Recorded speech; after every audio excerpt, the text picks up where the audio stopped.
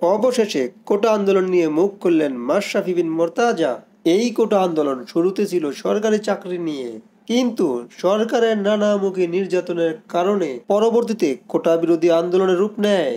যৌক্তিক এই আন্দোলনে জনতার পাশে থাকতে না পারায় এবার অবশেষে আক্ষেপ প্রকাশ করলেন জাতীয় দলের সাবেক অধিনায়ক মাশরাফি বিন মুর্তজা।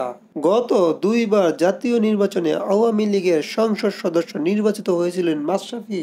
অবশেষে মুখ খুললেন তিনি বলেন, দলীয় ছায়ার কারণে শিক্ষার্থীদের যৌক্তিক আন্দোলনে নামতে পারেনি।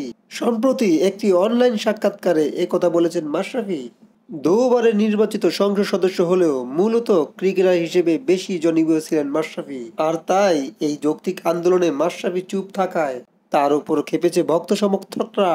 মাশরাফি বলেন, অবশ্যই কোটা আন্দোলন সংস্কার যৌক্তিক ছিল, তবে সবাই যখন চাচ্ছিল যে আমি কিছু বলি, ততক্ষণে আসলে সবকিছু এতই দ্রুত হচ্ছিল যে চেয়েছিলাম আমি কিছু বলি বা মন্তব্য করি। মাশরাফি আরো বলেন, আমি কিছু চেষ্টা করিনি তা নয়, আমি চেয়েছিলাম ছাত্রদের সাথে কথা বলতে, আলোচনার মাধ্যমে কিছু করা যায় কিনা, কারণ তাদের দাবি আমার কাছে যৌক্তিক মনে হয়েছে, কিন্তু সেটাও করতে পারিনি আমি। অবশ্যই আমি পুরোপুরি ব্যর্থ হয়েছি অনেক মানুষের প্রত্যাশা পূরণ করতে।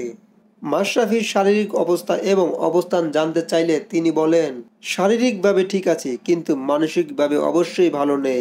এখন বর্তমানে পরিবারের সঙ্গে ঢাকায় আছি। SMS স্পোর্টস আপডেট চ্যানেলে যদি আপনি নতুন হয়ে থাকেন তাহলে অবশ্যই চ্যানেলটি সাবস্ক্রাইব করে পাশে থাকবেন। ধন্যবাদ।